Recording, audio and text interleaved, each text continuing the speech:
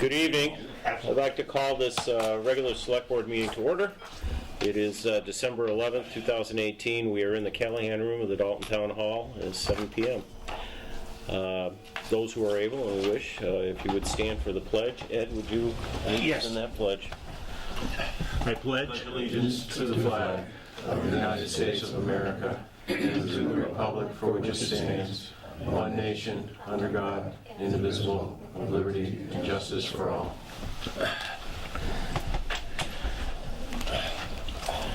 Brittany, could we have the roll call, please? Robert Bishop. Here. John Bartels. Here. Ed Holland. Here. John Boyle. Here. Ken Wolf. Here. Missing Mark Stroh. Mark Strauss, excuse, he's out of town. We have minutes. Says November 26th, but in our packet we also had, I believe everyone had, December 3rd, so we can go through both of those minutes. With November 26th, before we make a motion, are there any corrections or additions?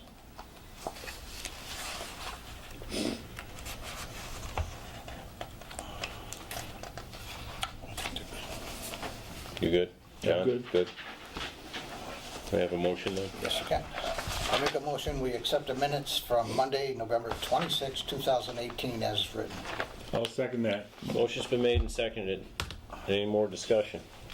Just one comment, Mr. Chairman. Yeah. The board voted to request the zoning board of appeals to put a condition on the, That's a December 3rd. We're just doing the 26th. oh, I'm looking at the wrong one. Okay, Yeah. good. All right. We'll do that in a moment. Okay, anything on the 26th? Okay, all in favor? Aye. Opposed? Abstentions? Thank you. Okay, the 3rd. Mr. Boyle. But, Well, I'll go ahead with your comment. well, before we I thought it'd make be a vote. motion first, but No, anyway. we'll do the I just motion wanna later. comment that, to the best of my knowledge, and although it hasn't been formalized yet, that the zoning board of appeals did put a condition on the applicant at 33 Daly Avenue requiring that the tanks be removed, I believe, by its July 31st. Good, okay. With regard to our minutes, are there any changes or additions on the December 3rd? The only thing I was looking at is about 6 lines up from the bottom of page 1, where Mr. Swindlehurst talks about the removal of the tanks. The description is for 220 and 2 10-gallon. No. We should put 1,000-gallon 1,000. gallon tanks in there. A little different. So other than that, I don't have anything else. Anybody else? A motion, please. I make a motion, we accept the select board minutes for December 3rd as amended. I'll second that. Motion's been made and seconded. Is there any further discussion? You all in favor? Aye. Aye. Opposed? Abstentions? No, not opposed. Okay. Passes unanimously. Okay.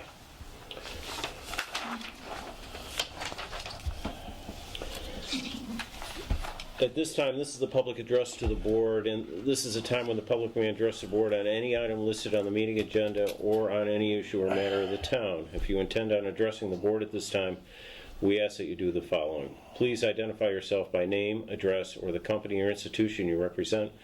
The public address to the board segment will last no longer than 30 minutes. Please make your comments concise and try not to repeat statements made by others. Please address your comments to the board chair. Discussion or debate on any issue may not take place at this time. Questions on procedural matters may be answered by the chair or their designee. Please be cordial and respectful of others. If anyone wishes to be recognized when an agenda item is discussed by the board, please make the request at this time. This request may be granted by the board chair. Address comments to the board chair and be concise. Now, if you're specifically here for, and I know that there's about 4, everybody in the audience is here for an item, so at that point in time, you don't have to ask now. You'll be more than welcome to make comments. In fact, we're probably going to solicit comments from you. Okay. So with that in mind, if you want to address the board on something other than what's on the agenda or whatever, you may. Anyone else want to make any type of comment? Okay. Yes, John, I would. Yes, go ahead. Just identify yourself and, I'm Steve Sears, representing the stationery factory on 63 Flansburgh Ave, and I live on 260 North Mountain Road in Dalton. thank you. There's a meeting on the 20th on, I think it's emergency planning and vulnerability, and I think I had sent a note to Ken, but I just wanted to extend the use of the stationery factory for any emergency planning that's coming up for the town. We are already working with the school districts, and we are the reunification center in emergency planning, and it's actually going extremely well, working with the state police, the fire department, and the local police departments, and I won't be able to be at that meeting on the 20th, but we'd be happy to help in any way to work on that emergency. Thank you. Thank you. I heard the drill went really well when you did do it. That it was a reunification drill for Yeah, one of the we've done- schools, if it was Wacona or Nessicus or both? We've done Craneville, St. Agnes, Wacona, and Nessicus. Okay. And Wacona we had with the teachers about 640 people. It went extremely well. Good, good. Thank you for your help. Anybody else? Okay. At this point in time then, I'm going to open as a licensing board. And it is 7:06 p.m. And first on the agenda is Wilkinson Enterprises DBA Zips application for an entertainment license. And in front of us there's a memorandum with regard to the approval of the application for the entertainment license for Zips. And it's from our administrative assistant Judy Wagner to us, the board, select board. It says Wilkinson Enterprises DBA Zips on November 19, 2018 paid and applied for an entertainment license effective January 1, 2019. I have signatures from the fire chief, police chief, building inspector, and board of health. Fire chief has to approve a 304 before we issue the license. Chief, can you tell us what a 304 is? It's actually an safety inspection for someone holds an alcohol license, such as a bar room or Okay. a restaurant. It's a standard thing. I also talked to Mr. Wilson. That is in the works. They got a couple more things to do. That is actually held in conjunction with myself and the town building inspector. Okay, so it's in the works and? Yes. Okay, thank you. Before we approve this, Mr. Wilkinson, do you have anything to say? Oh, Other than, I just want the entertainment license now. okay. And the entertainment license, which is in our packet, it includes solo bands, DJs, karaoke, and the entertainment cannot exceed beyond 12:30 a.m. No smoke machines authorized per order of the Dalton Fire Department. That's correct? Okay. Okay, any questions from the board? Any comments? Yeah, John, just one thing. Sure. First of all, I wholeheartedly support this application. Yes? But in the application, which is on the prior page, if you look at it, form of entertainment requested is acoustical guitar. Yet on this license that's typed up has all these other issues on it. It seems to be a contradiction in terms or clarification required.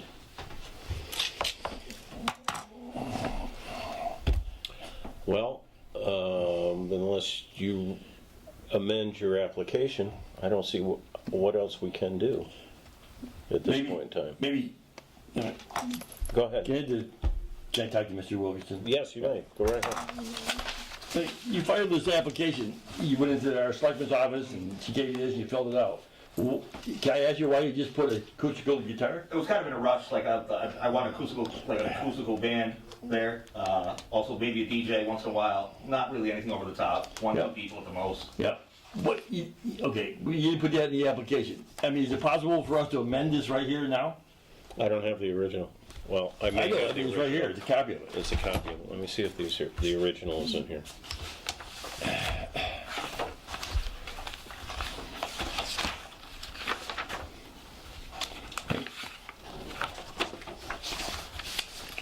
what you meant to apply for was basically what it says on the license that we typed up in Yeah, advance. yeah. I do have the original. Why don't you come forward and amend it? Thanks for the catch. Yeah, well, just wanna make sure. There you go. Hey. Here's what they typed up, and here's what you applied for. Okay. Okay, well, let's just amend this here. Solo bands. Solo bands. DJs and karaoke, right?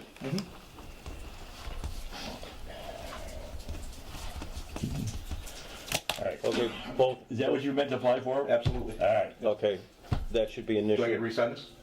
Initial you said the initial, correct, yeah. initial the correction where it was made, and you initial the correction as well. Will do. Okay.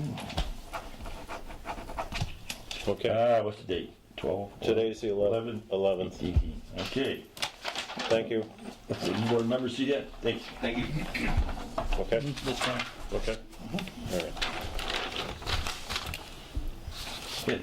Need your pen? No. That was mine, actually. Oh, Hey. No wonder why I stole that. Thank you. Yeah.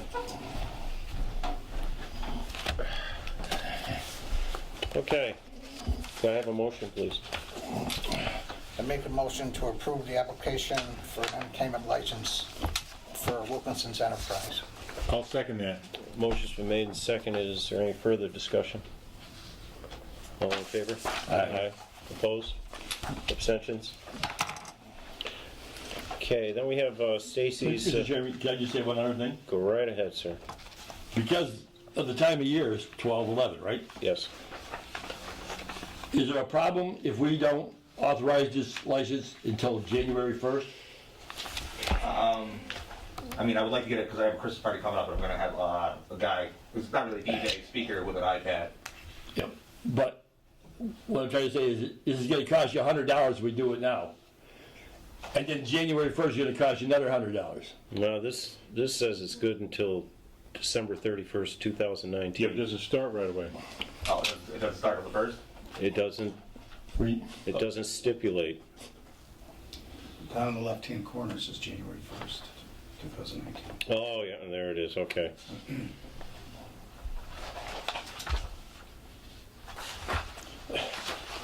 Well, This then you- commercial, this Christmas party you guys, I know that's kind of like a private thing, right? Yeah. Yeah, all right, so that doesn't really count.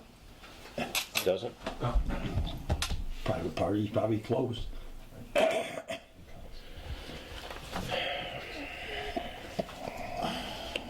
When's the function? 12th, 15th, this Saturday. Don't we have a one-day license for like 40 hours? I would be comfortable with a one-day license. There is a special one-day license fee for $40.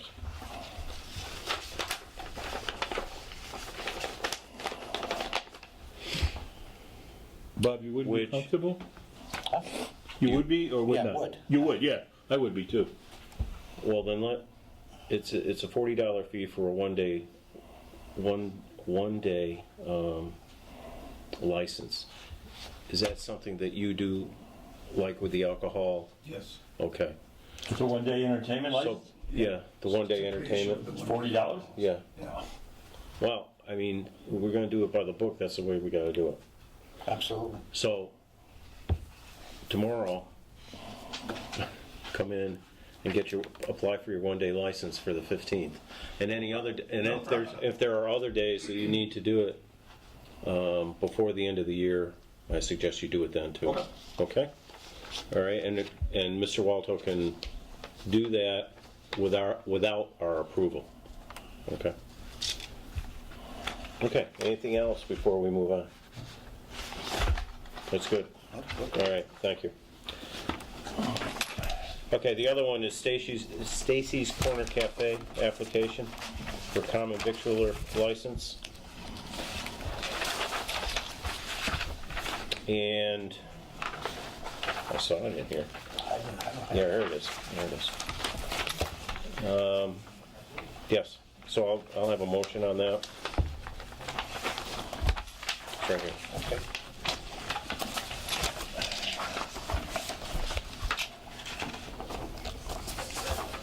What do you call that? victualler. Can I make a motion, we grant Stacy's Corner Cafe a common victualer's license? I'll second that. Motion's been made and seconded. Is there any discussion? All in favor? Aye. Aye. Aye. Opposed? Abstentions? Okay.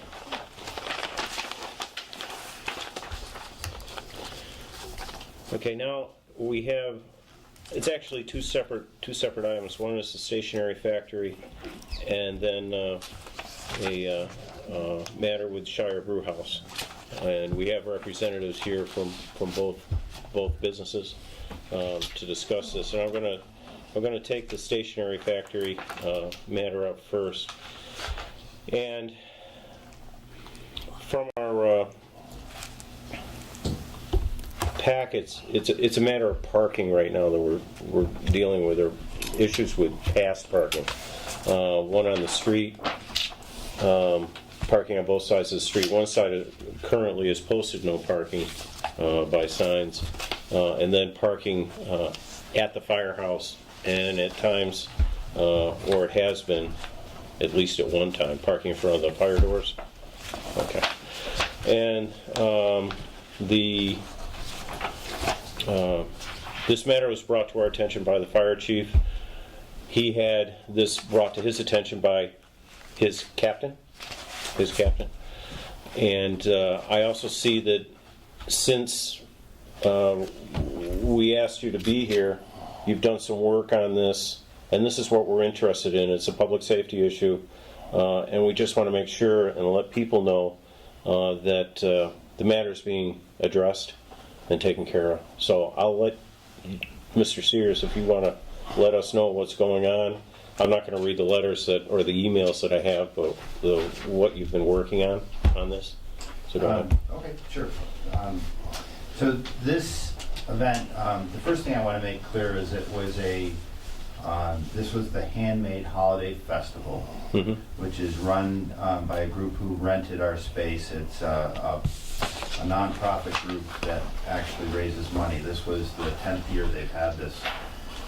It's basically a craft fair. It's a juried craft fair. I think we had approximately 65 vendors over a Saturday and a Sunday. This notice came to me, it happened on Saturday, I believe, which is the busier of the 2 days.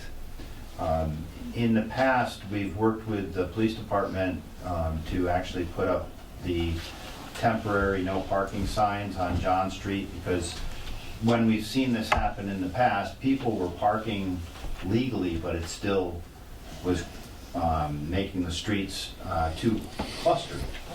I believe in this case there may have been people that were illegally parked. I don't know. I did not see that in this case. When we worked with Chief Coe about the ability for the fire trucks to get around the John Street corner there, he, working with the neighbors, didn't necessarily want to put up no parking signs for these very small periods of time where we would have this. So he gave us signs and agreed if we put them up, they would take it, we would put them up and take them down, and that would help. We forgot to do that in that event. So that, we take the blame for that. And the other things that were in the notice that the chief gave me, we were told by one of the people who parked at the fire station that they had been given permission by one of the firemen to park there. So, which is obviously inappropriate if in fact it did happen. And we did, the Alchemy Initiative, who runs the event, got permission through the school district to actually park at Craneville School, which we did do. All of the vendors parked at the school and walked back to the stationery factory. So those were the things we did. I think Chief Coe responded as well and said that this was the only, this event, maybe last year and this year, were the only ones he was aware of where we actually had this problem. We're willing to do what we need to do, put up those temporary no parking signs. I see that they were actually put up, someone put them up for Light up the holidays, yeah. in those same areas of concern. So it was done, and I think it seemed to be effective. I didn't hear any complaints that night. And the other thing that I brought up is as we progress as a business, should we have large events, I'm looking for solutions, and I brought up the city of North Adams as an example when they have their Fresh Grass Festival, and there's another big one that they have with Wilco. They get over 10,000 people in the city, which is not really set up to handle it. And they've done a really good job utilizing lots throughout the city and actually, giving maps and transportation. And we would like to solicit ideas from the community on how we could do that, whether, the old Dalton High School lot, at times when we have these, if other things aren't going on, would there be ways to use these as alternative lots? When we have large parties, holiday parties, for instance, we had one this past Saturday night, the same night as Light Up the Holidays. We had a dinner for 360 people, but they were bussed in primarily from Coatesville. So it was Greylock Credit Union.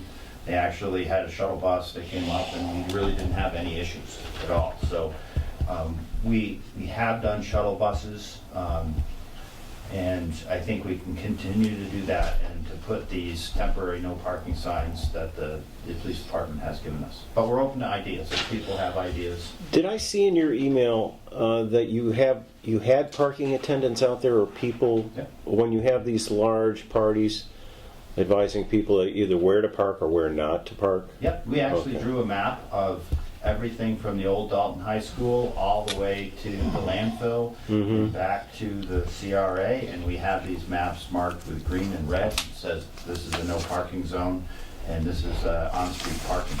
Okay. Now, in the summertime, that applies. In a winter condition, obviously, if it's a Right. snow emergency, they can't do that. Right. If you get Pine Grove Park as an example, if there's, a softball game or an event there, you can put an awful lot of cars there, as happens, all summer long. Right. And we have that on the map as well. But we actually can hand those maps out. We do it for weddings as well. Okay. Chief Cahalan, anything you want to add? I mean, as for where the parking violations were they near that intersection of John Street, or were they all the way down Flansburgh Avenue, or what? Calling my fire, and what precipitated this was actually a fire call they couldn't get to. The cars were pretty much parked in, like Mr. Sears says, on these other streets, Curtis, John, it's actually legal to park on both sides. Yeah, They usually do us a favor trying to help us out, putting up the no parking signs. Flansburgh Ave also was on parking on both sides, which is prohibited. It's only on one side of Flansburgh Ave. Right. I also like that Mr. Sears has been more than cooperative in anything we've done, and I brought it to his attention. I wasn't sure if he even knew about it. That was what the letter came from. But it's also my job to notify the select board Yes. when I went to Yeah. both. Yeah. I think the no parking signs will help.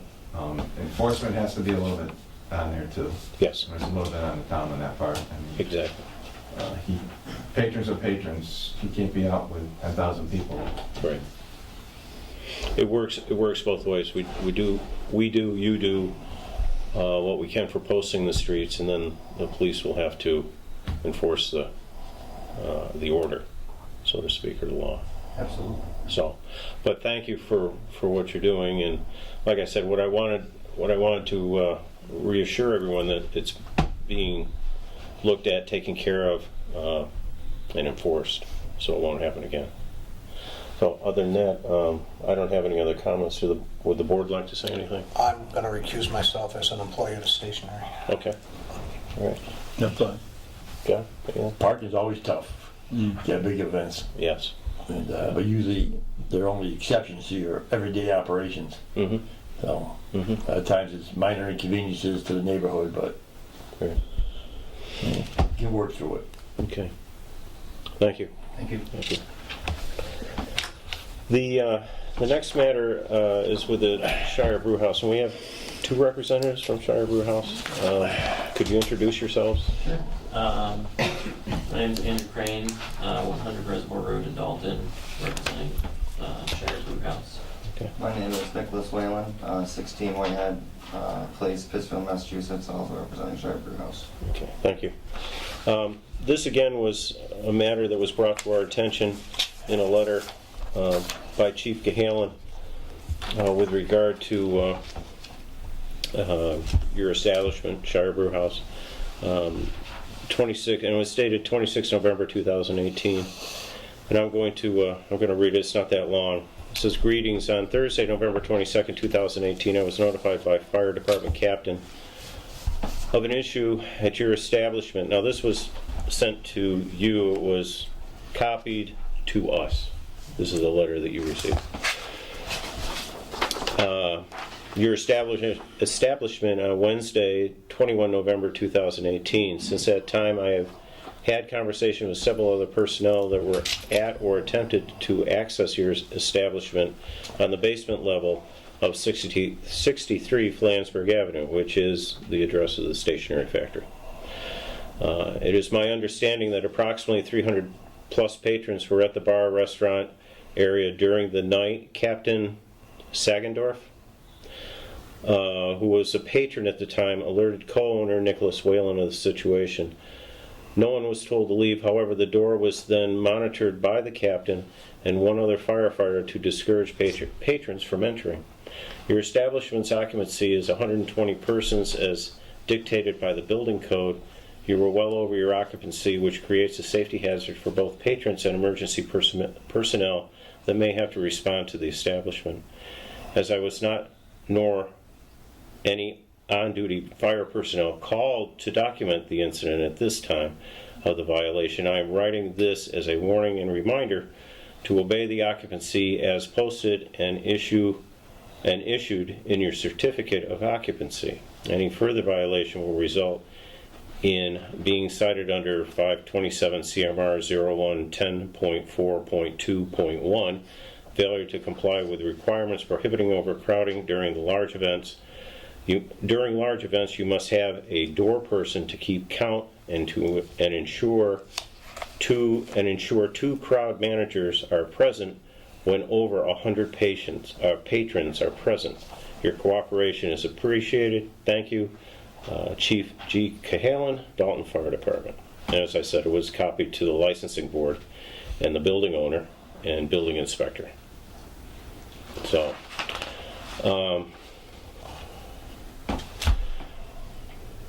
and the reason why we asked you here again is similar in nature, but this could be pretty serious of an issue if there were an emergency, especially with the exits that are available. I know there's 2 exits out of the building or out of the bar, one to the rear, one to the front. Okay, but when you have 300 patrons inside the area, if there is a reason to leave immediately, it may not be so immediately, and people will get hurt, and that's why you're here. Before I make any comments, I guess I'd like to ask you if what is represented in the letter is factual, and what you may have to say about it before we ask you questions. So. I personally was not there on the night, so I can't really speak to how factual it was, so I'll let Nick take the lead on that. We have taken a couple steps towards, getting the counters that we need for the door. I would like to note that we did have the necessary crowd management personnel there, being that we and our manager are trained in crowd management. So I guess that's kind of my quick note. I'll let Nick take over from there. Okay. No, the letter's correct. I don't think that we had that many people, but we were over capacity. How much over capacity do you think you were? Or do you think it was? I don't know, it might have been 200. Okay. But, okay. so I think that we did have someone at the door, and then I took the door, and after that, Ken Sagendorf watched the door for me. So I think it was just a situation where we got really busy, and we let it get away, and then tried to correct it after the fact. So. Okay. Chief Cahalan, do you have anything to add? I don't, other than I did get a couple other people came in after that. That attest to what did happen. And you did have a lot of people in there. This is brought about by a nationwide trend. I think you both are firemen in my fire department. You both know statistics, and overcrowding in that type of environment causes deaths. And there's been a lot over the nation the last couple. So, again, being a fire chief, being notified, I just gave you a reminder, but it's also, I have to let the board know. It's part of my job to let them know what goes on. So, and I will continue to do that. That's how I'm doing business with everybody. Okay. I'll leave this open for comments to the board right now, if you'd like. I'm recusing myself. Okay. Ed? Well, I mean, obviously, just try to keep the numbers down, control that. John, anything to say? Maybe I should recuse myself too. I haven't been in the business for 35 years. Well, one thing I will say, I just will say this, that by following these practices and continuing to follow them, I think you're opening yourself to a huge amount of legal liability. And if something does happen there will be legal exposure to many parties concerned, including the town of Dalton, not taking the necessary action, possibly the owner of the building, and anybody else connected with this. So it's a very, very serious matter. Fires in crowded buildings. And unfortunately, you came here to admit it, you overcrowded it. And that only compounds it from your perspective, not the board's. Really, John, that's all I got to say. Okay. But I dwell on this too much. But I just will add this, that I don't think we want to see this happen again. Yeah, I agree. It can't happen again, and it can only be detrimental to your business in many ways. Whether there is an emergency or whether someone gets hurt, that's on you. But it's also on us to make sure it doesn't happen again. And if it does happen again, we may have to take additional action other than finding out from you right now what you have put in place. And that's kind of like what I would know is, what are you going to do in the future to prevent this? I know this particular day was the day before Thanksgiving, which a lot of people come into town visiting and let's go out and blah blah blah, and one thing leads to another. We were going to wait until after the first of the year, but I thought it was necessary to have it now because this is when large parties can take place between now and New Year's, and we want to make sure nothing happens again. And I'd like to know, are there things that you're going to do from now on? Yeah. What you have planned, and to reassure us that, you got a handle on this. As you stated, that night is the busiest night of the year. Yeah. Pretty much for any bar out there. And we certainly should have seen that coming.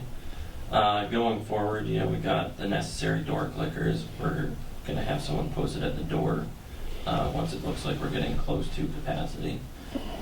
We don't have, anything major planned for, New Year's or anything like that. We have a couple of holiday parties coming up, but, nothing really anywhere close to that. Should you have this counter at the door at the beginning of business? Because you need to know as your crowd builds. I would think before you say, well, it looks like we're kind of overcrowded, you don't know exactly who you have in the establishment, so you got to start from there. We could certainly have our hosts start doing that. Chief, does the fire department have to be there on scene for anything like a large crowd? No, not unless. No license, no. There's Okay. they stay in the CE mark. They have to have a counter. Okay, but it doesn't have to be fire department personnel. It can be their own employee. They can have their own employees. It's got to be a dedicated person. They have to have a counter. They have to have a crowd manager, which Andrew is right. They have them. I know who they are, and they wear the red light. I know who's there. As far as crowd managers go, and actually that should be put on them. No, fire department personnel don't have to Okay. be there. Okay, Using a smoke machine, yes, fire department personnel have to be there. all right. Okay. Well, as it's been stated already, I hope this matter doesn't come up again. If it does, I'm sure you'll be hearing from us again as a licensing board. So, and I'm glad you're taking steps to take care of this, and that's what we're interested in, to make sure it doesn't happen again. So, any other comments by the board before we close on this issue? Well said, John. Thank you. Anything else you'd like to say before we close? Okay. All right. Thank you for being here, and we wish you well. We're glad business is good. We're glad business is good. Okay, we'll close. It's the licensing board, and it's 7:36 p.m. We have acceptance of gifts and grants at this point in time. Thank you. Thank you. And the first one is for our Council on Aging. And we have our executive director here of the Council on Aging, Kelly Pizzi. And this is continuing your exercise park. Yes. Yes. Yeah, which is great. It's when was that? Was it a week ago? Yeah, I think it was November 30th. I think that was a week ago. Yeah. We did the ribbon cutting for the exercise park, Yeah. and that was funded by AARP. Those pieces, in the spring, we're gonna have more pieces put in, which is this grant here, which is the Taconic Foundation, the Central Berkshire Community Fund. So we're gonna be able to expand the park. 3 more pieces of equipment? 2 more 2? from that, and 1 piece is on back order from the AARP grant So, and this will bring the number of pieces of equipment to 9. to 9. It's a beautiful area, and I think it's great. This particular grant is in the amount of $4,862.30. And as Kelly was saying, from the Berkshire Taconic Community Foundation, from the Central Berkshire Fund, of the Berkshire Taconic Community Foundation. So, I'll entertain a motion. I make a motion that the town of Dalton accept $4,862.30 grant from the Central Berkshire Tectonic Community Foundation for the senior center exercise equipment. I'll second that. Motion's been made and seconded. Are there comments from the board? This is great. This really is good. Yes. Yeah, outstanding work, Kelly. Yeah, it's great. Thank You you. guys there.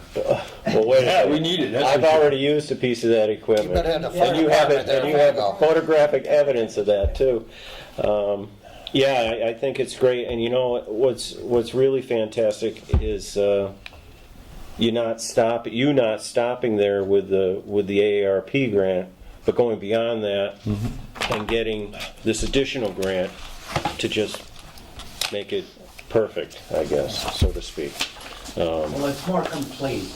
It addresses a couple of other issues. One is balance, and one is to provide at least 1 piece that a person in a wheelchair could use. Oh, okay. It makes it a little, What piece is that? the skill trainer, which could be used by. Oh, it's not. That's one of the pieces you're going to One get. of these pieces for this grant. Okay. Great. Well, any other comments from the board? Okay, all in favor? Aye. Opposed? Abstentions? Thank you very much. Thank you. Yeah, thank you. And the next one is an emergency management grant through FEMA and MEMA, in the amount of $954.81. And I'll entertain a motion on that one. Okay, I make a motion, we accept the grant of $954.81 from the Massachusetts Emergency Management Agency and Federal Emergency Management Agency. I'll second that. I'm sorry. You finished, right? I second that.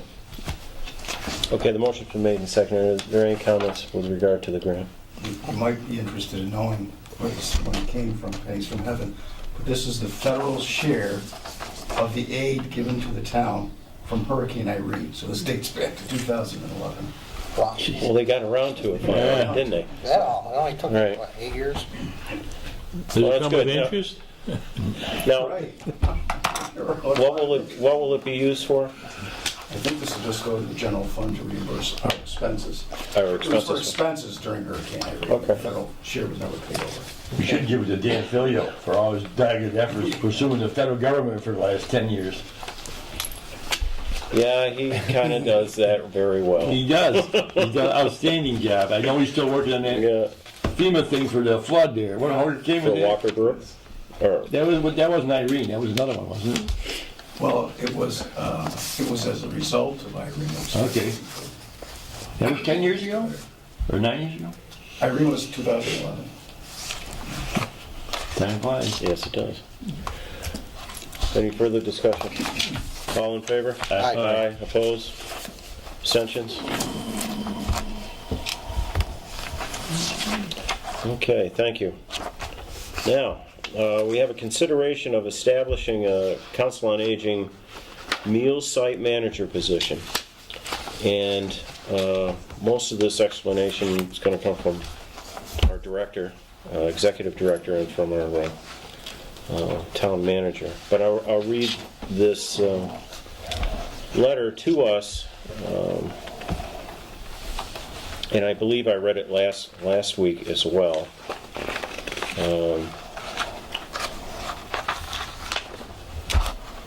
And it is dated the 13th of November of this year, from our executive director, Kelly Pizzi, of the Dalton Council on Aging and Senior Center. And it says, "Dear Select Board members, the Dalton Council on Aging would like an audience with the Dalton Select Board for the purpose of creation of a stipend position at the Senior Center. The Dalton Senior Center hosts 2 congregate meals per week prepared and delivered by Elder Services. These meals require supervision and training of volunteers, oversight of safe food handling practices, ordering, documenting attendance, and handling cash donations on behalf of Elder Services.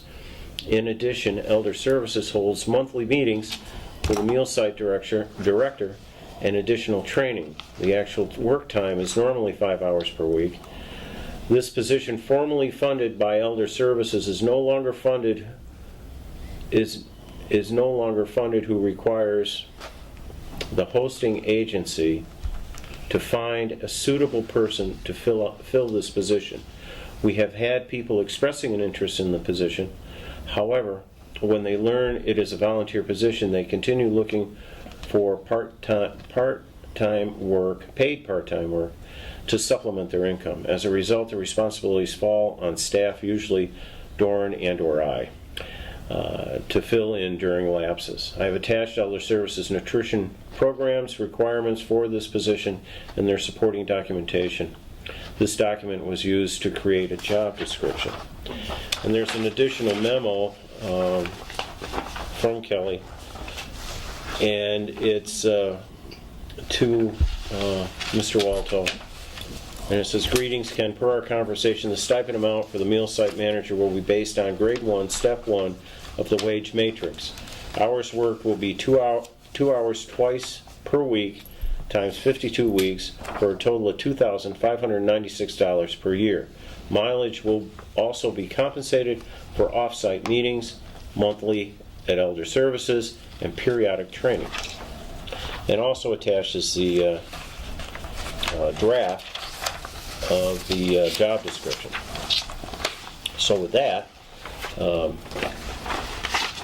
I'll leave it up to one of you to start the discussion. Well, the last time we discussed this, I asked you not to make a decision on it until we could tell you, first of all, what the job exactly was. We were in the middle of creating a job description for the job and deciding on what the stipend ought to be. and Kelly and I met last week, and we discussed it at length, and we thought that this could easily be a part-time job as well. We looked at it as a part-time job. In fact, the stipend, you'll see how Kelly calculated, equates to a part-time job. So given the job responsibilities, if you read this at all, we felt it was in some ways similar to the van drivers. Our van drivers are paid step one of grade one of our compensation and classification plan. So that's how we decided what it would be. I think it's also important to remember this is a grant-funded position at this time. It's not coming out of the general fund of the town, but from this grant we received from the state for elder services. And it's important to know that this is occasioned, again, by elder services cutbacks in what they formerly did. One town in Berkshire County decided not to have meals anymore. But instead, I have to credit our executive director with being, I hate the word, but proactive, saying, let's keep the meals going. This is important for seniors, and let's create a position here. So I think it's well worth your consideration. Kelly, anything you'd like to add? I did talk to our contract manager from the state, and they said that they definitely would approve funding from formula grant dollars to support this position. So, you know, it takes a lot to do the meals. And the time that I'm asking for isn't the time that's invested in doing the meals. The meals are actually delivered at like between 9 and 9:15 in the morning. So the ovens have to be turned on. The meals, we have to check the temperatures when they come in and then record the temperatures. So all that needs to be documented before they go into the ovens at a holding temperature.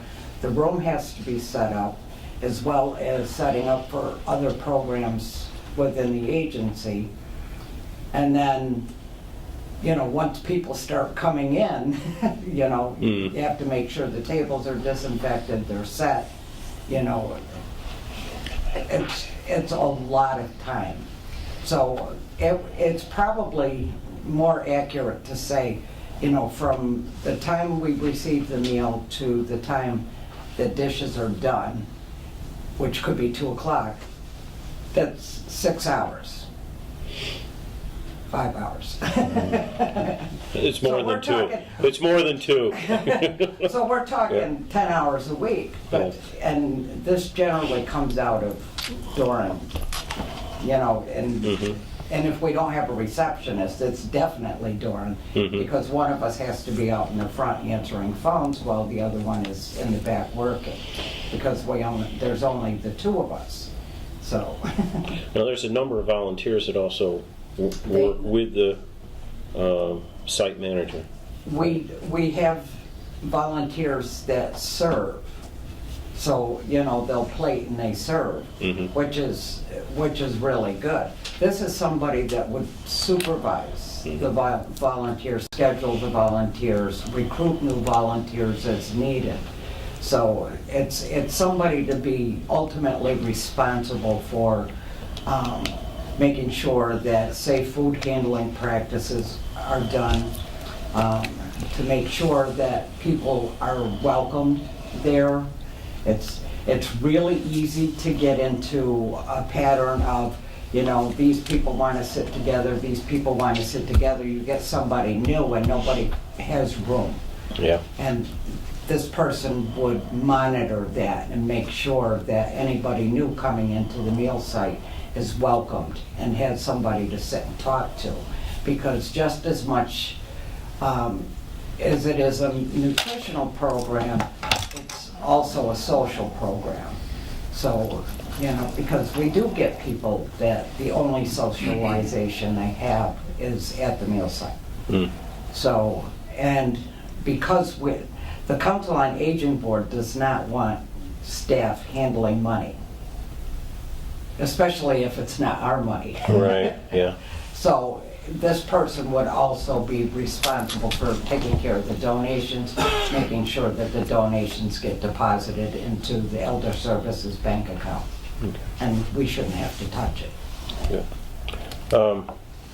On average, the number of people that attend the meals? It varies. Mondays are quieter, it might be 15. Thursdays, which is our busiest day at the senior center, it can be anywhere between 25 and 45. Certainly, like the holiday meal, which is a elder services meal, it's going to be probably about 100 people. So. Turkey, pot roast, or the big ones? Roast beef. Roast beef. Those are the big ones. Yeah. Those are the big draws. Yeah. But I've seen it firsthand personally, and I've seen what has to be done. And it's complicated. It's complicated, and it's there's a lot of work. documentation Yeah. to go with it. So, comments from the board? Yeah, I support this. I definitely see the need for somebody getting paid to do this. It's a good idea. I fully support it. Is it 2 quick questions? Yeah. The matrix, the money, how does that come out to it per hour? It's roughly about $12, $12.40, $12.42 maybe. Something like that. Okay. Thanks. Second question is, do you have somebody already to step into this job No. that's already doing it? Are you going to take applications or? No, we'll take applications. Oh. Okay. Yeah, once approved, we'll put it out and Yeah. like we normally do. Yeah. Great. Great. Sounds great. Anything else you'd like to add, Kelly? Well, if someone were eligible, it could also be part of the senior tax work-off. So it actually would wind up being a win-win situation where, for part of the year, they could be working as a senior tax work-off person, and then the rest of the year paid by the formula grant, which would save a lot. Yeah, it would. Well, I'll entertain a motion. Okay, I make a motion. We accept a stipend for the meal site manager of $2,596 per year plus mileage. I'll second that. Why don't we add in for the Council on Aging Meals Program Okay. through Elder Service? Okay. For the Counseling on Aging meals program. I'll still second it. Okay. All right. Any further discussion? All in favor? Aye. Opposed? Abstentions? Okay, you got it. Thank you. Thank you. Thanks, Kelly. Doran thanks you also. Thank you very much. All right, see you later. Ken, how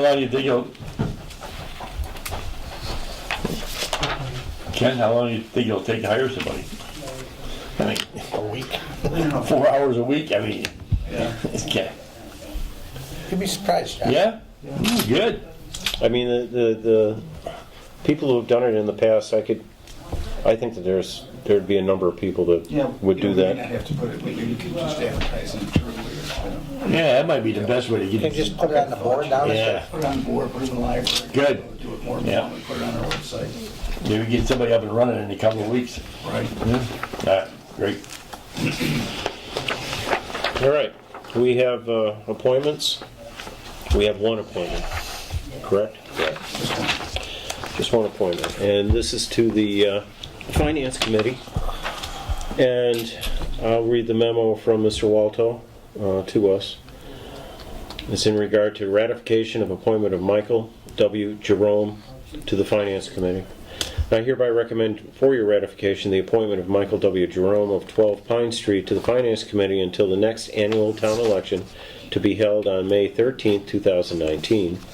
Mr. Jerome will fill a current vacant position that was not filled at the last annual town election. Mr. Jerome, a longtime resident of Dalton, has a background in finance and management and will be an excellent addition to the committee. I have enclosed his abbreviated resume for your information. Thank you for your consideration of this appointment. And looking over his resume, I can't say he's highly qualified for the position. Yes. Yeah. And if this is an abbreviated resume, I'd really be interested to see his full resume. But again, I think it's great. I think it's great. Motion? I make a motion, we appoint Michael W. Jerome of 12 Pine Street to the Finance Committee and to the next annual town election to be held on May 13th, 2019. I'll second that. Motion's been made and seconded. Comments or? Is he retired, Ken, or is he actively still working? Still working, President. Okay. Sounds great. I think it is too. Anything else? All in favor? Aye. Opposed? Abstentions?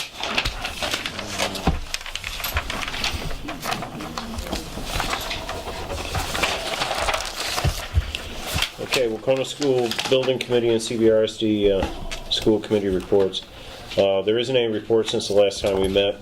The meetings will be this Thursday for both committees. The Wacona Building Committee Working Group, and these first two meetings will be at Wacona in the library. Will be December 13th, this Thursday at 3 p.m., immediately followed by the Wacona Building Committee meeting at 4:30 p.m., as I said, both in the library at Wacona. School Committee will be meeting after that at 7 p.m., and that meeting will be at Craneville. All meetings are public, and the public is welcome. But as I said, I have nothing new to report with any activity with the committees.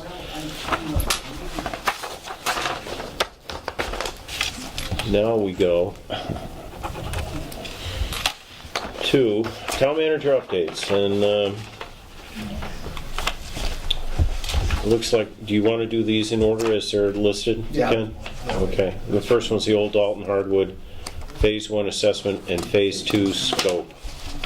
So you'll remember, as a result of our site visit to the old hardwood site, was attended by a DEP representative. We were asked to follow up on that. My follow-up was to request that the Brownfields Committee of Berkshire Regional Planning Commission fund the Phase 1 study, which is really a historical look at the property to see what recognizable environmental conditions, as they're called, might be on the site. As a result of the Phase 1 assessment, we found, I think, really good news. There's only two reportable or recognizable environmental conditions. One, that the road that goes up into the site may have been sprayed with oil. And two, there may be an underground storage tank near the old dilapidated garage, which you see on the front of the environmental assessment. The land was used principally as farmland from probably the founding of the community until about 1950. Their site study went back to 1986. And from 1950 until about 1995 was actively used as a lumber mill, hardwood site. From that point on, it was vacant and then came into the town's hands in 2014. Subsequent to completion of this study, TRC, the environmental consultant to the Regional Planning Commission, has proposed a Phase 2 scope of work to be done. I haven't run down yet whether this will be funded by the RPC. I believe they may be able to fund that for us, at least if not all of it, part of it. And the follow-up study, the so-called Phase 2 study, would involve some sampling along the roadway, see what's there, exploration, test pit to see if an underground tank is there, and if the tank is there, the tank would be pulled. So by us? No, they would pull it. The contractor would pull it. Oh, okay. So part of this Phase 2 study would take care of the tank if it's there, but it would also test for. When was this Phase 2 going to be started? We don't know yet, because the proposal was just made on December 4th to the Regional Planning Commission as part of the follow-up to the brownfields, to the Phase 1 exploration. Is this land part of the land that was being hayed also? I think it was hayed, yeah, but I can't say for certain. I think everything was hayed up there. I believe so too. If you look at the old Google World photographs, you can see the rolls of hay. Well, what I don't understand, I guess what I'm getting at is some of the people that complained about this site, why are they feeding these animals hay off this supposedly contaminated site?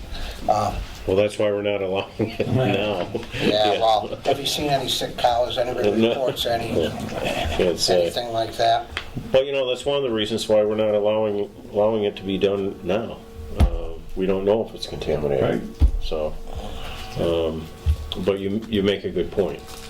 It had been in the past, Right. and who knows?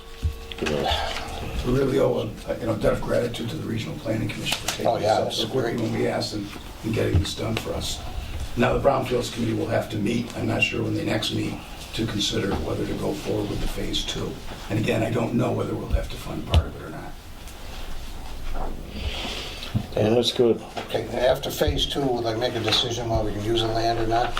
Well, we'll have to see. I mean, if they find oils on that roadway, they probably have to be excavated and transported off-site. So what would happen then is you need follow-up funding to remove, as I said, the underground storage tank, if it's there, will be removed under this Phase 2 proposal. If there's oil on that roadway that needs to be removed, it'll have to be excavated, and we'll have to look for money to do that. Last time I was involved with this at 339 North Street, we ended up going back to the federal government and applying for a specific grant to do the cleanup. That's where we would be. Time consuming. It's very time consuming. They may in fact order a Phase 3 after, depending upon what they find Right. on the Phase 2. Do you want to discuss what you had mentioned the other issues on the property where initially we thought were a problem? I just mentioned to John and Ed that this site survey doesn't discuss the issues that initially brought us to that property. And what were those? Well, potential barrels All and those tanks that were tanks up there. and barrels and this and that and this and that. I didn't. That was alleged by, excuse me, Ken. No, go ahead. No, Alleged by Mr. Moody. That's good, and that's one of the positive things about This is totally different. The road would very well may be contaminated. Yeah. And this underground storage tank, but those weren't the issues that brought us into the DEP. That's true. Don't forget the anonymous letter. Right. I haven't forgotten it. Yeah. So, just a point. Yeah, so that's, And as Ed said, they very well, if there is a stage 3, may address these issues that were brought up initially. Excuse me, when they did this study, they studied the whole property. they looked at everything, They looked at everything. and they only found those two recognizable environmental conditions, as we call them. Because But they didn't do any chemical testing, No, so, which they never do actually in Phase 1. They just look. it's just a story. Just story, right. In Phase 2, as part of it, they sometimes do start looking at it. Yeah. The one thing I was a little bit surprised about, though, when you looked at the pictures and the way descriptions, it was an area much bigger than the 9.5 acres that they had tanks stored on, empty. Oh, do they have some off the site? Yes, and they even talked about some work that was done on the tanks after it seemed to me they had purchased the property. Yeah, And and I wasn't on the select board then, but it seems to be that would be something that was strange if that was going on. it was strange. Yeah. Something. And then they were selling it for scrap. I mean, there was some money involved. I just didn't understand that at all, how that came to be. I know. Okay, you don't know that either. No. Well, it's the first I ever heard of it, that this was going on the other section of the land. you're talking above there. That there were a bunch of empty tanks. Yes, They were I moved. know They where were they cut were. up. I know They were where not they on the 9.5 acres. They were on the adjacent land that the Yeah. town owns. And then they were sold for scrap, but I'm not aware of that ever occurring or being reported. It wasn't. It wasn't. Till we got that letter from Mr. Moody. None of us had any knowledge of it. And you're right, we took it by tax title. Right, but then So there there's was a stuff on it, and then it was cut up by somebody, and then it was sold, according to this report. I don't know where the author of the report got that information, but But Ed, you said it could also take into account adjacent parcels. yes. Well, directly adjacent, you're in the town of Windsor. To the right, to the north. No, this was not really to the north of it. Not to the north, And to in the fact, the east, tank- northeast. Is that border right on the edge, the very edge of the 9.5? I didn't think it bordered exactly on the 9.5 edge. It's Windsor right there, because that's what happened to the, also, don't mean to be a pest. It's not old Dalton Hardwood, it was just Dalton Hardwood. It was Mike Brown, yeah, right. But when the Windsor boundary is directly adjacent. Tanks were up here. In fact, there's some of the tanks. No, but there were, see, no, here, see, if you see over here, they're talking about approximately many above ground tanks were found after the tank acquired the site in 2014. Right here, they're talking about that we had right here. They're talking about that, and then they're talking about the tanks were moved. Well, this is. I think this is. This is a property that we own. This is the town line. Part of the this property. line right here. Yeah, this is a town line. This is the new Dalton Hardwood. These point into this property, and see that? Those are the tanks. If you get up closer, in fact, if you go online and you look at Google, whatever it is, or right, I saw pictures of you can see those tanks, and in fact, you can see the truck of whoever is owning it cutting up the tanks. This is back in 2014. Who they were, we don't know. This right here, this is where Dalton Hardwood, after they closed for legal reasons in Dalton, they picked up their stuff and moved their sawmill to Windsor. This is in Windsor, this is the town line. So anything over here is in Windsor.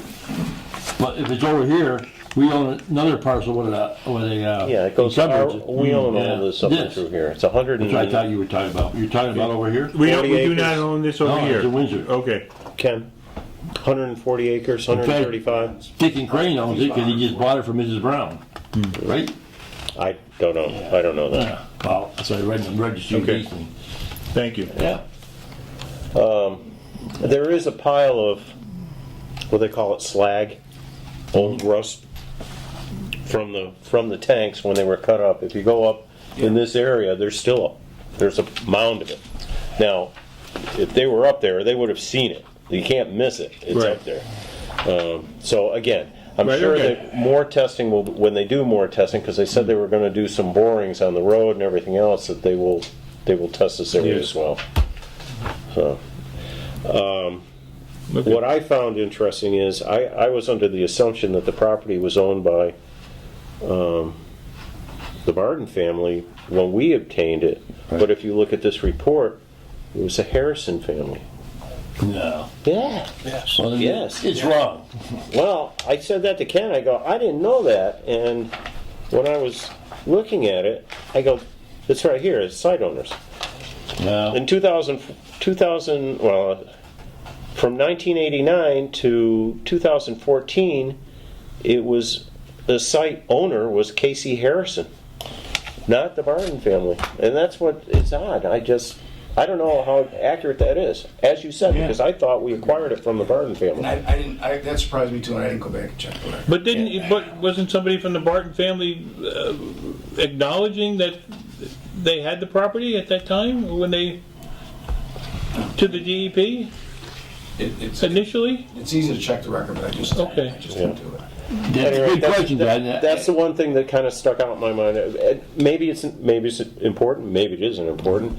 But all the records I thought that we had, it was Barden property. The way I understood it at the time, the Harrison sawmill closed, and it was proposed to be sold to Mike Brown. The allegation was that Mr. Harrison leased that property from Pete Barden, and it wasn't transferable. It was a big legal battle over it. Okay. And the court ruled in Pete Barden's favor. So Mike Brown bought that sawmill and picked it up and moved it a couple 100 feet to Windsor. Oh, over to his site. Yeah, over to his current site. Yes. But that was a long time ago, too.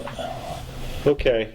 You have additional information, Ken, or? No, that's it. I think on page 15, though, it's important to know about hazardous substances at the site. It says, no hazardous substances, including raw materials, finished products, and formulations, hazardous waste, hazardous constituents, and pollutants, including intermediates and byproducts, are currently present at the site, except for one drum containing a small amount of upper cylinder lube in a 5-gallon bucket half full of universal tractor fluid.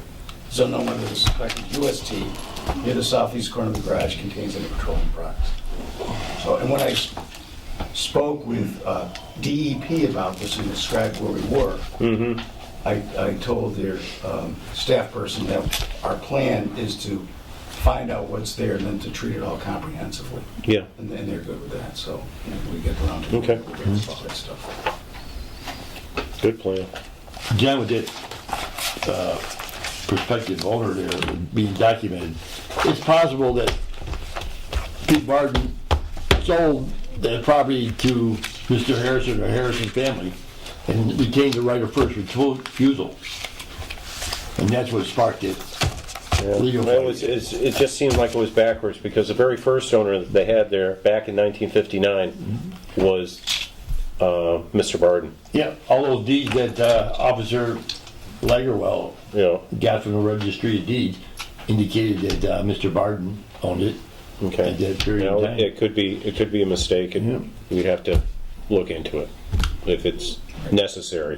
Right now, we know we own it. Yeah, we own it. So I think that's the bottom line here, folks. We own it. We got to take care of it. So, okay. Now for more interesting. No, go ahead. The old budget. I'll try not to bore everybody to sleep. Well, it's that time again, so we're finishing up one year by setting the tax rate, and we're beginning another year's budget planning. And in front of you have a memorandum from me about the budget outlooks and attached to that so-called planning budget. Now, the tax rate, you all signed off on the tax forms that went to the Department of Revenue, and then they immediately approved the tax rate, which for the fiscal year, this fiscal year, is going to be $19.48, a decline from 1991 in the previous year. Not a decline in the average tax bill, even though the rate went down because property values went up. So the fractional rate needed to raise the additional $75,000 being expended in this year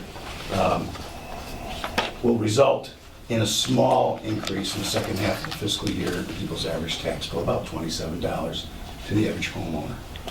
But that's good news. DOR immediately approved it, and the billing of the second half of the fiscal year is proceeding on time. Ken, is there, you mentioned valuations going up, is there a standard, I think it's every 5 years now, it was 3 years. For the reval? Yeah, 2019, one of those years? Yeah, I think we're doing 20 or 21, but they're already starting to prepare for it. And DOR is putting communities on a schedule, so maybe we'll be in 4 years. I'm not quite sure where we stand in that, but that's right. So-called Municipal Modernization Act is going to change 5-year every year. revaluations instead of 3 years. So in the if there's no questions about the tax year that we're in or the fiscal year that we're in, I want to just give you a brief synopsis of what my looking at the outlook for the coming fiscal year is, right from the memorandum that I've prepared for you.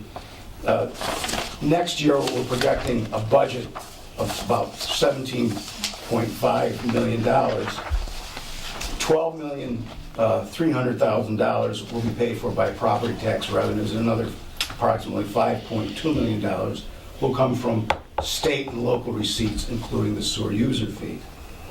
I'm projecting a modest 2.3% increase in state aid, and that's based on, all of these numbers I'm giving you are based on going back sometimes well beyond 10 years to take a look at what the averages have been, just simple averages. But it looks like about a 2.3% increase in state aid. We're projecting that town revenues will remain static at about $1 million. New growth was up this fiscal year, up to $145,000. That's the first time we've seen it, up over $100,000 in about 10 years. I'm projecting, though, in the next fiscal year, it's going to go back toward its median. So it'll be a little bit over $60,000. And we'll get another $302,000 from the Proposition 2.5 increase. Because we are now above our levy limit in prior years when we were in recession period, every single nickel that we could bring in terms of new growth and the 2.5% increase we needed simply to stay above the levy limit without asking for an override. So on the expense side of it, of course, we're going to match our revenues to expenses, and it'll be about $17.5 million. For the first time this year, I took a look back at what our actual town, this is not including schools, but town operating budget increases have been. I went back 10 years, and that's going to be about 2.5%. So I plan for a general 2.5% increase in this projection. Some of our expense items are uncontrollable, so I looked at those individually. For instance, health insurance, I think will be up by 3.7%, retirement assessment by 5.3%, and wastewater vocational education will be up 9.5%, and wastewater treatment maybe 5.7%. But again, that's funded by sewer user fees. Overall, the school district budget, I'm projecting at about 3.1% increase in the operating budget of the school district. Free cash, I think we'll come in at about $1 million. That's a deliberately conservative estimate. May well come in more than that, but it would be at our peril to assume we were getting more free cash than we might actually get in. And I'm showing how it could be split up. We're a long way from making those decisions, but I'm suggesting $200,000 would offset the tax rate increase. That's what we've been doing in the past several years, trying to narrow that down. The less you use, the better off you are if you can do that. $300,000 to the OPEB trust, which is approximately the amount of money we would need to fund that trust annually. It would be down substantially from this current fiscal year, which is $600,000. $400,000 to the various stabilization accounts, which would be a slight decrease. $65,000 to the reserve fund, and $32,000 for the snow and ice deficit. At present, we've got stabilization fund balances on the order of about $2.5 million. Most of that is in our capital fund, a little bit, about $1.2 million. General has almost $700,000, almost $300,000 in the litigation fund, and the sewer stabilization account stands just over $300,000. That's about 14.4% of our operating budget, and that's very good, of our total budget, and that's very good. Anything above 10% is excellent. So the next section, I've summarized that again. $17.5 million budget, including education, paid for by a tax levy of $12.3 million, and other revenues of about $4.2 million. 3.5, the town's operating budget is projected to increase by 3.5%. And the tax rate, if this is not magic, but if the town operating budget goes up by 3.5%, the school district budget goes up by 3.5%, well, what do you think? The tax rate's going to go up by about 3.2% in the coming year. And that could add $100 to the average single-family homeowner's tax bill. Now, I'm suggesting, if you looked at the couple of other pages, I've got the typical schedule.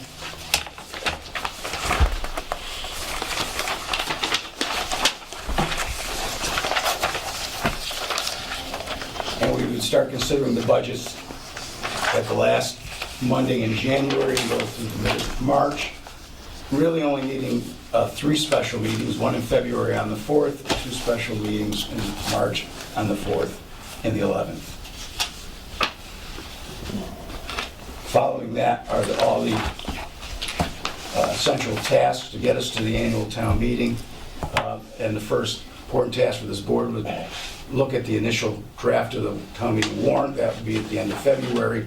And we would finish up that warrant by the middle of March on the 18th.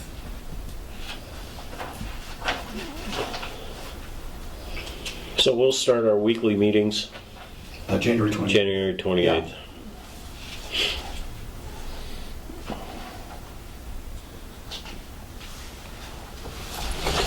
I've run through a lot of information in a very short period of time. Anybody have any questions?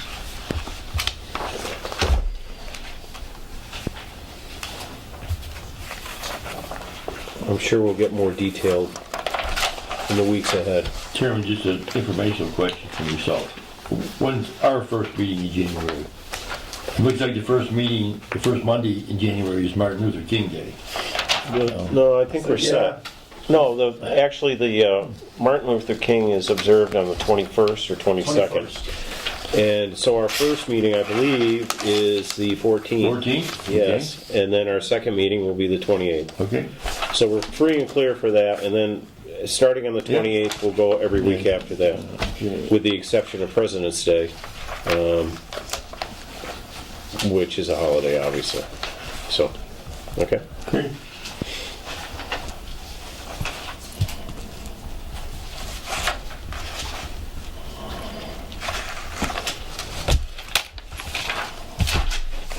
I'm good. Everyone good? For now?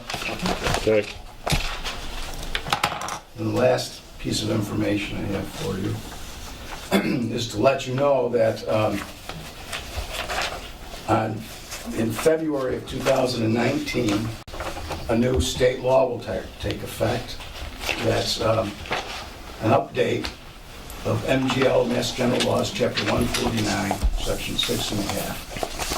And that change in the law, which was signed into law last March by the governor, makes communities in the Commonwealth have to govern their safety under the OSHA, Federal Occupational Safety and Health Administration standards. Heretofore, we did not have to follow those standards. They're merely guidelines. But now the State Department of Labor standards will be enforcing those guidelines upon cities and towns. At my monthly department heads meeting, which occurred just a week or so ago, I had from our insurer, the Mass Interlocal Insurance Association, one of their safety experts. They want to talk to all cities and towns about the importance of complying with these OSHA standards and what they can do to help us comply. So our insurer will voluntarily meet with our individual departments and meet with department heads on a continuing basis quarterly to make sure that we're implementing these standards. They'll come in and do the actual kind of safety inspection that the Department of Labor standards might do, and without the penalties that might be incurred or the corrective action plans that we might have to file if the state actually came in and did a complimentary audit. Maya's going to do that. Maya's going to do that for us, starting almost immediately. The state has published a lot of checklists for different departments so that they can start doing self-audits of what they ought to be doing. I'm going to add a regular safety agenda item to my monthly staff meeting so we can start talking about this and have a sense of safety committee, which many larger communities have, but we really haven't done that. Not that we haven't done anything about safety. Maya's very interested in this because they don't want to incur insurable losses, so they've been coming around periodically to look at what we're doing to help us make sure that our workplace is a safe workplace. The second, there's 2 pages I've given you. One is a summary of the law, and the second, the top 8 municipal safety needs as outlined by the Department of Labor standards, and I thought it was instructive to look at where accidents happen. So it says this, one that surprised me was with crossing guards. But when you think about it, they're out there in the roadway. So aerial lifts, not so surprising. Lockout tags, which I hadn't thought about. Make sure that, HVAC facilities, electrical wiring and so forth is safe. Trenches, work zone safety, chainsaws, floor steels and railings, and lifting heavy objects. So those are in particular, things that we're going to look at.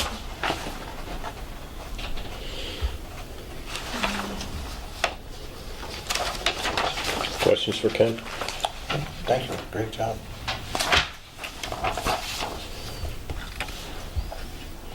Okay. Anything else, Ken? No, that's it, unless anybody has any questions about any projects. Anyone have anything to Briefing on. ask them about other projects? Okay. Which brings us to the items for future agendas. I have nothing to add. I am going to take off the underground tank at this point in time on the bottom. Right. Does anyone have any additions to this list? Okay. Just one thing I thought of the other day, Jen. Say that I again? know we haven't done this in like probably 4 years, and Ken would know, of course. How often are we obligated to do a review of the town manager? I asked him that. Next year. Next year? Yeah. Right? Right. Right. This coming June or May. Or, My appointment and contract run out June 30th. yeah. Yeah. In 19, the year 19? Yes. 2019? Okay. So I in the past, thought- we've only done it once every 3 years. Yeah, the contract may call for being done annually. I think it does. It's supposed to be, well, it's supposed to be performance reviews, so it's been a while. Yeah. Yeah. You're doing a good job. We'll see. That's ominous. We'll deal with it in a couple months. Right.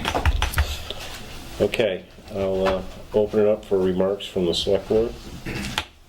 Does anyone- Yeah, I just like to say one quick thing. Yeah. I've been in contact with the Dalton family, Yes. and they are extremely gratified to see the action by the town of Dalton government towards memorializing a bridge and honoring their son that we have planned.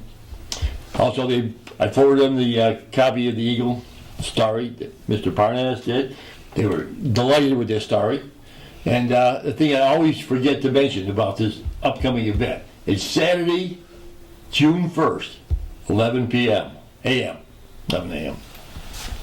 Thank you. Old Windsor Road. Old Windsor Road Bridge, I always forget. Right. I'd like to just thank everybody that made Light Up the Holidays possible, all the organizations and businesses that made that another successful event. And also, I was wondering about our annual meeting in Boston coming up. So are we sending anybody, or is anybody wanting to go to that? Do we have application? What's the application deadline on that? I don't. You can sign up the day of it, but the earlier you It's, sign yeah, up, it's the the better. 18th and 19th. 18th of January? January. Yeah, that sounds about right. We Yeah. only got one meeting before that, and that's the 14th, correct? It's the 18th and 19th. Well, I have no inclination on going.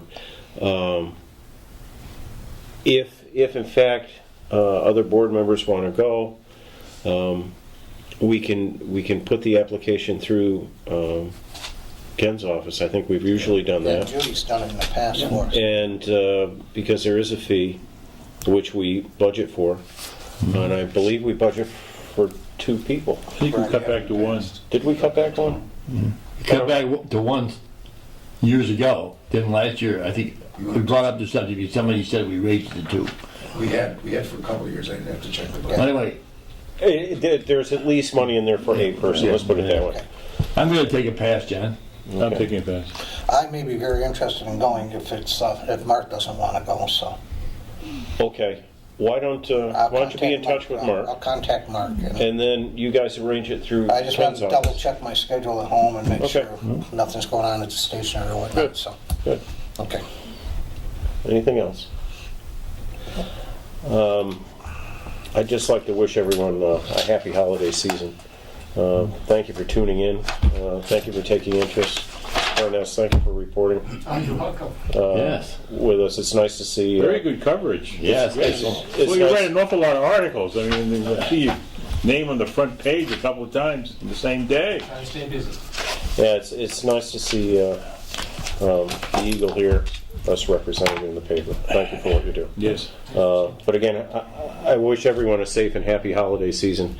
And we aren't meeting on the 24th. Our first meeting after tonight will be on the 14th of January, 2019. So with that, we have announcements, which I already did the first one. We won't be meeting on Christmas Eve, the 24th of this year. And then our next meeting is the 14th of January. The Dalton Police Department is reminding the citizens of Dalton of the winter parking ban, which goes into effect, or went into effect, November 15th, 2018, and will be in effect until April 15th, 2019. I hold office hours by appointment, and those appointments I will do either here or wherever the person would like to meet. And for further information, please call 413-684-6111, extension 11, or you can call my home number, which is 413-684-2526. State Representative Paul Mark holds office hours at Dalton Town Hall, 462 Main Street, in Callahan Room, on Tuesday from 9 a.m. to 4 p.m., with the exception of the third Tuesday of each month. On the third Tuesday, office hours are 9 a.m. to 1 p.m. at the Town Hall, and from 1 p.m. to 4 p.m. at the Dalton Senior Center. You can reach his office at his district number, which is 464-5635.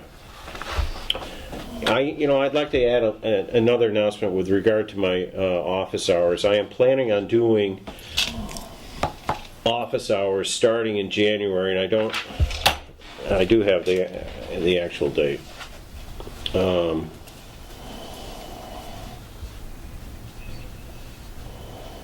Tentatively, right now, I'm going to be having office hours on a monthly basis, starting in January at the Council on Aging at our Senior Center, from 4:30 p.m. to 5:30 p.m. I discussed this with our executive director down there, and we're going to try it out and see how it works. It may be a little more accessible to people, and so right now it's Thursday, the 24th of January, at the Senior Center, 4:30 p.m. to 5:30 p.m. So, with that, I declare that an open meeting may have a detrimental effect on the negotiating and litigating position of the public body. I move we go into executive session to conduct a strategy session in preparation for negotiations with union and non-union personnel and litigation, and not return to open session. I'll second that. Motion's been made and seconded. Roll call vote. Mr. Yes. Boyle, Mr. Howell. Yes. Mr. Bishop. Yes. Mr. Bartels, yes. We are in adjournment for 3 to 5 minutes.